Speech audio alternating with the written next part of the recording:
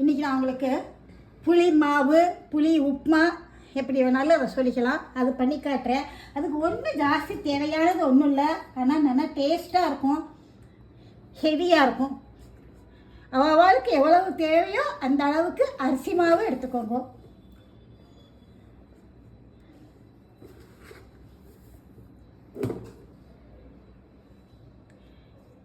நான் இந்த கப்பால் சின்ன கப்பு இதில் 3 கப்பு எடுத்துட்டுருக்கேன். அதுக்கு பெரிய எலும்பிச்சம்பை அளவு புளி ஊற போட்டிருக்கேன். அதை கரைச்சி இதில் ஊற்றணும், ஊற்றி பிசையணும். காட்டுறேன், பிசைஞ்சு காட்டுறேன்.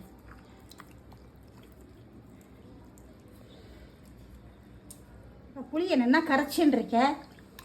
இப்போ இதில் இந்த புளி ஜலத்தை விட்டு விடணும்.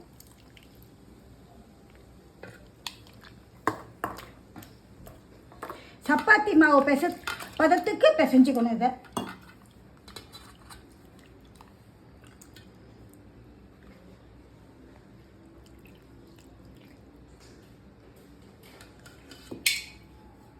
இதை தண்ணி ஊற்றி வைக்கிறேன். வேணும்னாக்கா ஊற்றிக்கலாம். அதுக்கு தேவையான அளவு உப்பையும் போட்டு விடுறேன்.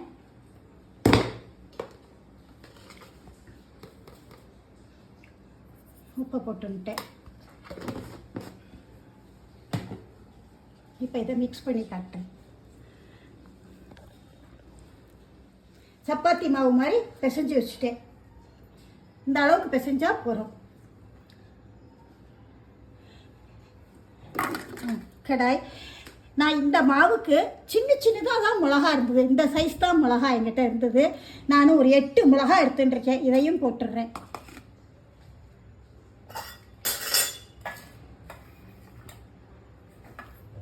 கொஞ்சம் எண்ணெய் நிறையா தான் இதுக்கு செலவாகும்.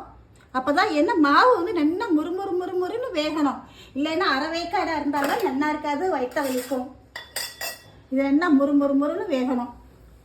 எண்ணெய் காயிட்டோம். கடுகு,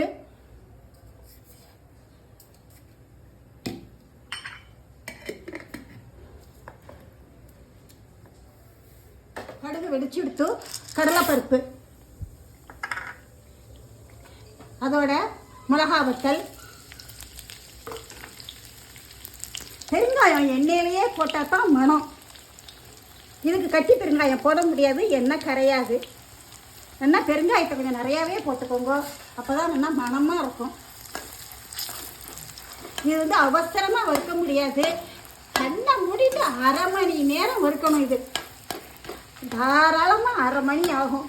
20, 25, 1/2 மணி வச்சுட்டா தான் அது மொறுன்னு வரும். இல்லைன்னா அது நல்லா இருக்காது புளி உப்புமா.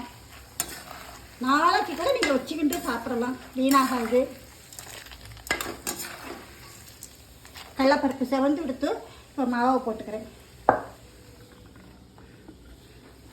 முன்னாடி கொஞ்சமாக போட்டுட்டு மிக்ஸ் பண்ணிக்கிறேன், அப்புறம் போடுறேன்.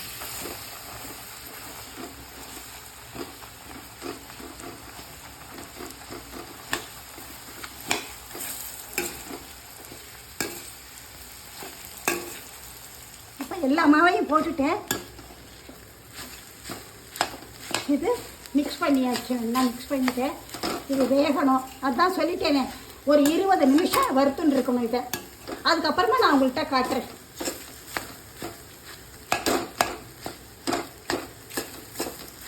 நல்லா மாவை உதுத்து விட்டுக்கோங்க. சப்பாத்தி மாவு உதறணும். சப்பாத்தி மாவு மாதிரி இருக்கிற அரிசி மாவு, வெறும் அரிசி மாவு தான். புளி உங்களுக்கு எவ்வளவு புளி வேணுமோ அந்த அளவு புளி, எவ்வளவு உங்களுக்கு உரப்பு காரம் வேணுமோ அந்த அளவுக்கு மிளகா.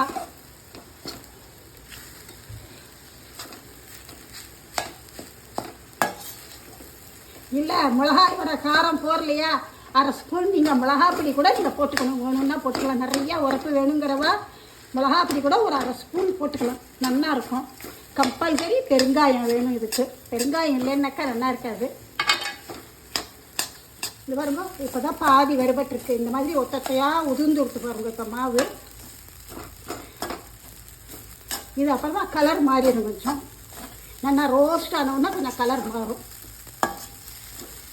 வறுக்க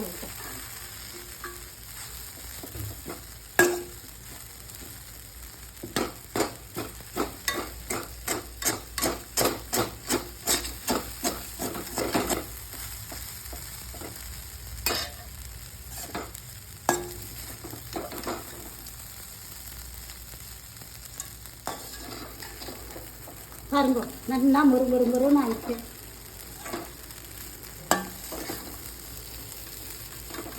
தெரியுறதா உங்களுக்கு? முறுமுறுன்னு இருக்கிறது சுத்தத்தையாக ஆயிடுச்சு பாருங்க. சுத்தமாக பவுடர் ஆயிடுச்சு. கட்டி முட்டியுமெல்லாம் இருந்தாக்க நன்னாவே இருக்காது சாப்பிட்றதுக்கு. அது அரை வேக்காடாக இருக்கும். வயசானவா சாப்பிட்லாம் அரை வேக்காடு. நாங்கள் கரமாக இருக்குது.